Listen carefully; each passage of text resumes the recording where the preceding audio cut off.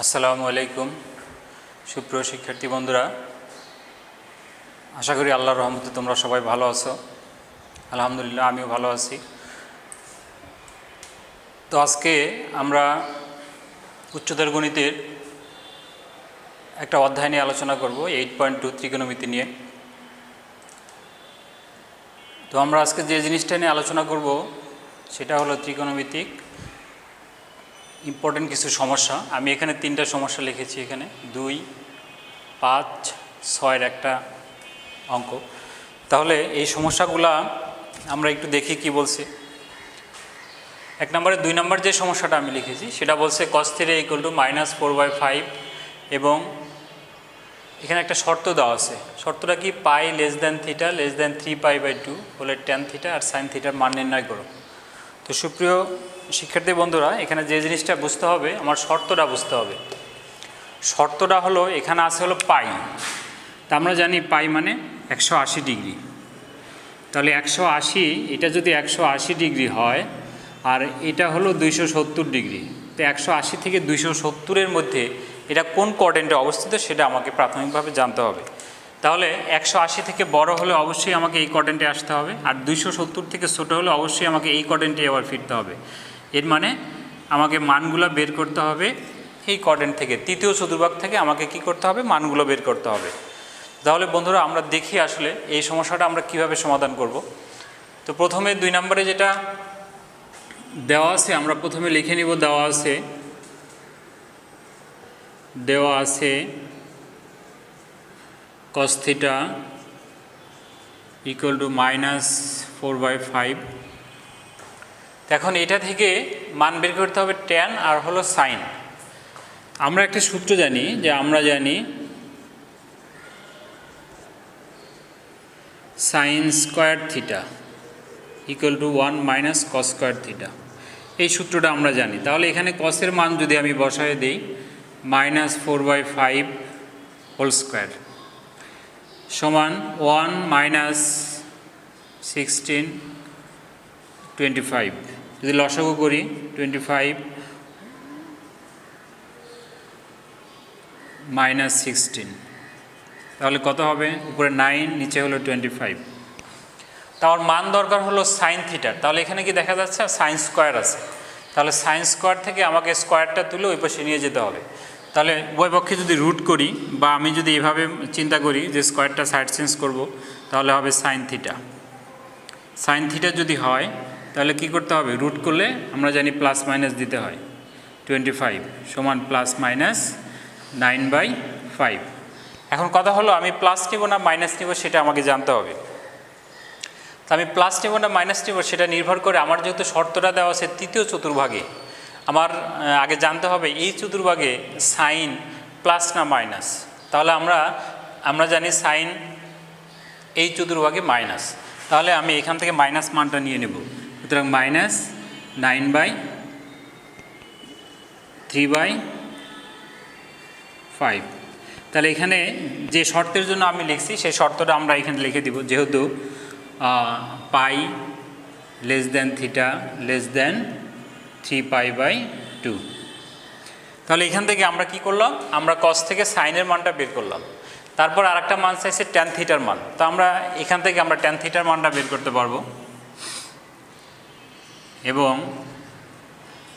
tan θ সমান আমরা জানি sin θ/cos θ। তো এখন দুইটার মান যদি আমি বসায় দিই, sin θ-র মান -3/5, cos θ-র মান হলো -4/5। এটাকে ভাগাকার আছে, আমরা এটাকে উল্টাই দিব, 3/5 গুণন -5/4। তাহলে এই 5 আর 5 কাটা যায়, মাইনাসের মাইনাস গুণ দিলে প্লাস হয়ে যায়, 3/4। তাহলে 1 নম্বরের যে সমস্যাটা ছিল সেই সমস্যাটার অ্যান্সার হলো আমার যে sin θ সমান -3/5 আর tan θ সমান 3/4। তাহলে 1 নম্বর আমরা এভাবে করব। তো 1, 2 দুইটা একই অঙ্ক। আমি এখান থেকে 3টে অঙ্ক নিয়েছি, 3টে অঙ্কই আমাদের জন্য ইম্পর্টেন্ট। তো এখানে 1 আর 2 একই রকম, যার কারণে আমি 2 আর নেই। তারপরে আছে হলো 4, 5 একরকম। তো 4, 5 একরকমের মধ্যে থেকে আমি 5 নম্বর অঙ্কটা নিয়েছি এখানে। তো দেখো 5 নম্বর অঙ্কটা আমরা কিভাবে করি। আমরা প্রথমে লিখে নিব, দেওয়া আছে tan a ইকুয়াল টু -5/12। এখন বের করতে হবে কি, এখানে শর্তটা হলো tan a ও আর একটা হলো cos এর বিপরীত চিহ্ন বিশিষ্ট। তাহলে আমরা একটু খেয়াল করি, tan a হলো মাইনাস, তো tan a যদি মাইনাস হয় তাহলে cos এর যে মানটা আমরা বের করব সেটা অবশ্যই প্লাস হতে হবে, কারণ শর্তে এটাই বলে দিছে। তাহলে tan থেকে প্রথমে কি করতে হবে, cos এর মানটা আগে বের করতে হবে। আমি যদি চিন্তা করি যে এখানে tan থেকে sin বের করবো, তো সাইনের স্বার্থে কিন্তু আমার এখানে কোনো শর্ত দেওয়া নাই, আমরা tan থেকে সাইনের মানটা বের করব না, কারণ আমার শর্ত যার সাথে দেওয়া সেই মানটা আগে বের করার চেষ্টা করব। তাহলে tan থেকে শর্তকার, শর্ত হলো cos এর, তাহলে tan থেকে আমরা cos এর মানটা আগে বের করে নিব। তাহলে tan থেকে cos এর মান কীভাবে বের করে, আমরা প্রথমে এটাকে বর্গ করে নিব, যে tan square a equal to -5/12 whole square. তাহলে কী হলো, আমার tan স্কোয়ার হলো, আমরা tan স্কোয়ারের সূত্র জানি sec স্কোয়ার a -1, আর এখানে হোল স্কোয়ার দিলে 25 144। এই 1টাকে যদি ওই পাশে নিয়ে যাই তাহলে হয় sec square a equal two 25 144 plus 1। তো এটাকে যদি আমি লসাগু করি, sec square a equal two 144, তাহলে 25 প্লাস 144। তাহলে ওইটাকে যদি আবার যোগ দিয়ে দেই, যোগ দিলে হয় আমার 144 আর 169। এবার আমার কি করব, আমরা এখানে যে স্কোয়ার আছে সেই স্কোয়ারটা ওই পাশে নিয়ে যাব। তো স্কোয়ারটা ওই পাশে নিলে আমরা কি জানি, আমরা জানি যে হলো প্লাস মাইনাস হবে। তার আগে আরেকটা কাজ করতে পারি, আমরা সেকরে ভাঙ্গায় নিতে পারি, তাহলে আমাদের জন্য সুবিধা হবে। যে cos sec equal to 1/cos square, তাহলে 169 144। এটাকে যদি আমি উল্টায় দিই তাহলে হবে cos square a equal two 144 169। তাহলে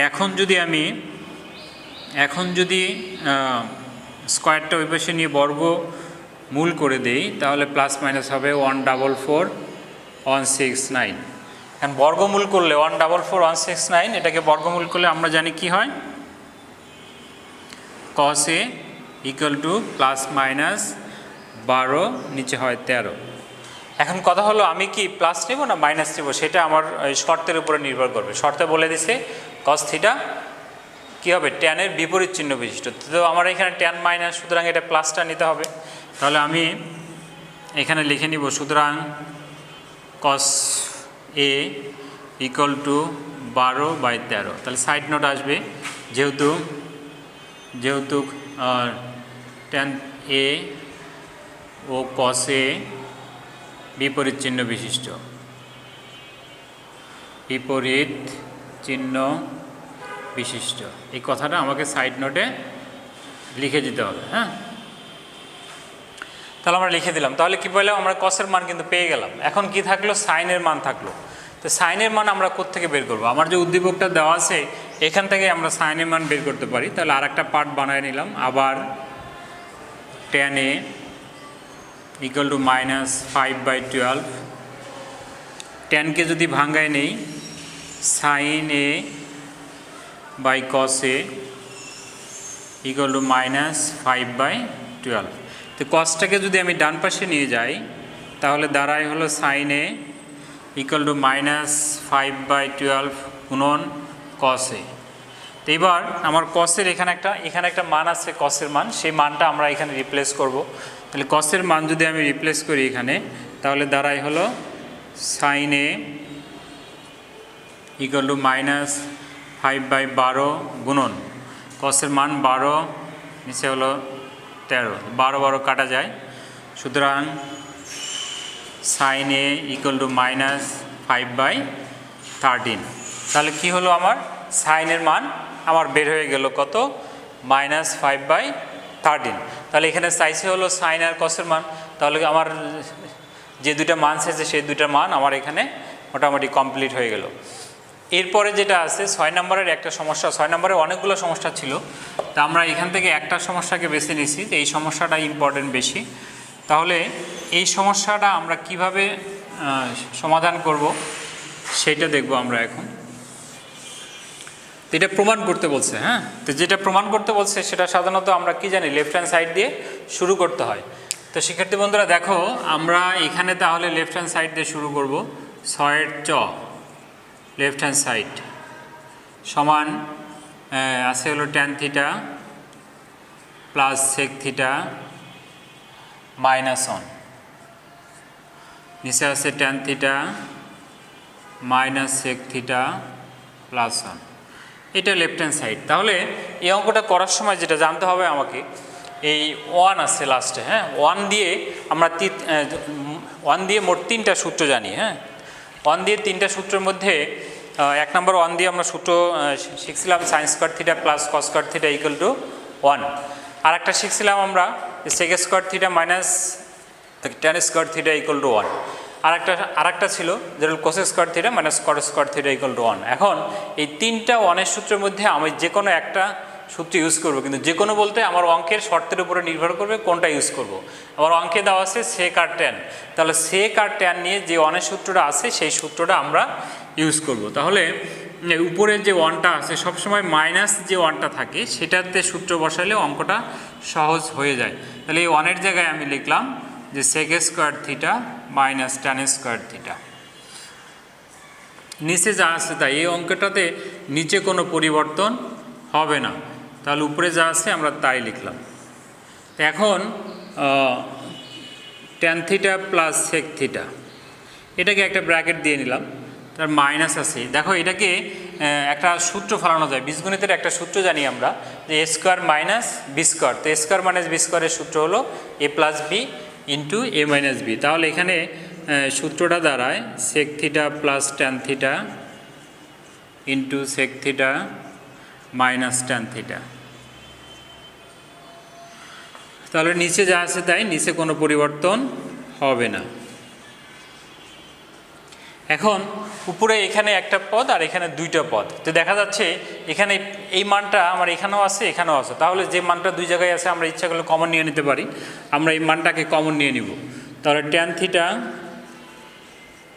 প্লাস sec থিটা যদি কমন যায় তাহলে এখানেও থাকে 1, এখানে একটা মাইনাস, প্লাসটা কমন গেছে এটা থাকলো, sec থিটা মাইনাসে মাইনাসে এটা প্লাস হয়ে যায়,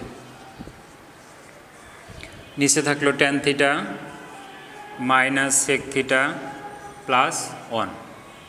তাহলে নিচের মানের সাথে উপরের মানটা কি সেম মান হয়ে গেছে। দেখো সেম মান হয়ে গেছে। তবে আমরা ইচ্ছা করলে সাজায় লিখতে পারি। আমরা এখানে সাজায় লিখব যে tan theta plus sec theta, আর এখানে tan আগে আছে তাহলে tan theta minus sec theta plus 1, নিচে যা আছে তাই tan theta minus sec theta plus 1। তাহলে এইটা এই মানের সাথে নিচের মানটা কি হয়, নিচের মানটা কাটা যায়। তাহলে উপরের যে মানটা থাকলো সেটা হলো আমার এটা যে tan theta plus sec theta. এখন আমার যেটা রাইট হ্যান্ড সাইড আছে সেই অঙ্কটা কিন্তু এখানে কমপ্লিট হয়ে গেল। তাই বন্ধুরা এখানে একটা জিনিস খেয়াল রাখতে হবে, এই অঙ্কটা ম্যাক্সিমাম টাইমে একটু চেঞ্জ করে আসে। রাইট হ্যান্ড সাইড আমি এখানে যেটা আমার বইয়ে দেওয়া আছে এটা ম্যাক্সিমাম টাইমে আসে না, তাহলে চেঞ্জ করে এটা কি আসে আমি সেটাও এখানে করে দেব। তাহলে এটা চেঞ্জ করে আরও 2 রকম আসতে পারে। হ্যাঁ, আমি প্রথম রকমের সাথে একটু পরিচয় করে দিই। তাহলে আমি এতটুকু আগে করবো প্রথম থেকে, করার পরে এই ট্যানকে ভাঙায় নিব। ট্যানকে ভাঙলে হয় সাইন থিটা বা কস থিটা, সেকরে ভাঙলে হয় 1/cos থিটা। আবার এটাকে যদি লসাগু করি তাহলে হয় cos থিটা, আর এখানে দাঁড়ালো সাইন থিটা প্লাস 1। তো আমার রাইট সাইড যদি এটা দিয়ে দেয় তাহলে এই অংশটা আমাকে কি করতে হবে, বাড়তি করে নিতে হবে। তাহলে রাইট সাইড হলো 1 প্লাস সাইন থিটা, নিচে হলো cos থিটা। এইভাবেও আমাকে রাইট সাইড দিয়ে যেতে পারে। তাহলে এইভাবে যদি আমাকে রাইট সাইড দেয় তাহলে আমাকে এই 2টা লাইন করে নিতে হবে। আরেক প্রকার আছে, আরেকটা প্রকার, অর্থাৎ এটা একটু চেঞ্জ আসবে, কষ্ট উপরে চলে যাবে। সেটা হলে আমরা কিভাবে করব সেটা একটু আমরা দেখি। তাহলে এই মানটাই আমি এখানে লিখলাম, রিপিট করলাম মানটা 1 প্লাস সাইন থিটা, নিচে হলো cos থিটা। এইটাকে উভয় পক্ষকে আমরা cos দিয়ে গুণ দিয়ে দিব। তাহলে 1 plus sine theta into cos theta, নিচে cos থিটা একটা আছে তাহলে cos স্কয়ার থিটা হয়। তো cos square theta 1 plus sine theta নিচে হলো cos থিটা হোল স্কোয়ার। তো cos থিটা হোল স্কোয়ার মানে কি? একটা সূত্র আছে cos থিটা, তাহলে 1 মাইনাস সাইন স্কোয়ার। তাহলে এখানে আমি লিখতে পারবো 1 মাইনাস সাইন স্কোয়ার থিটা। তাহলে 1 মাইনাস সাইন স্কোয়ার থিটা যদি আমার হয়, তাহলে আমার কি দাঁড়াবে? এ স্কোয়ার মাইনাস বি স্কোয়ারের সূত্র হিসেবে আমরা এটাকে কাউন্ট করতে পারবো। তাহলে 1 প্লাস সাইন থিটা আর আসে হলো 1 মাইনাস সাইন থিটা। এখন যেটা প্লাস মান, সেই প্লাস মানটা কাটা যায়, তাহলে উপরে থাকে cos থিটা, নিচে আসে 1 মাইনাস সাইন থিটা। তাহলে রাইট সাইডে আমার এটাও দিয়ে যেতে পারে, cos theta 1 minus sine theta. তো এখন রাইট সাইড কোনটা দিবে এটা বলা জটিল, কারণ হলো এটা ম্যাক্সিমাম টাইমে রাইট সাইড দিবে না। হ্যাঁ, ম্যাক্সিমাম টাইম এটা অথবা এটা। তো যদি এটা দেয় তাহলে আমরা এতটুক করব, আর যদি এটা দেয় আমরা এখানে লাস্ট পর্যন্ত এতটুক করে দেব, তখন এখানে আমরা একটা রাইট সাইড লিখে দেব। তো সুপ্রিয় শিক্ষার্থী বন্ধুরা, আমার এইচডাব্লিউ এই অধ্যায়ে কিছু অঙ্ক আছে, আমি একদম সেম অঙ্কগুলো যেগুলো আছে সেগুলো দিচ্ছি 2 থেকে 6 পর্যন্ত। হ্যাঁ, এইচডাব্লিউ যেটা আছে 2 থেকে 6 পর্যন্ত, কিছু মাঝখান দিয়ে যে অঙ্কগুলো আমি স্কিপ করে গেছি সেই অঙ্কগুলো বাসায় তোমরা নিজে নিজে চেষ্টা করবে। তো আজকে এ পর্যন্তই। সবাই ভালো থাকবে, সুস্থ থাকবে। আল্লাহ হাফেজ।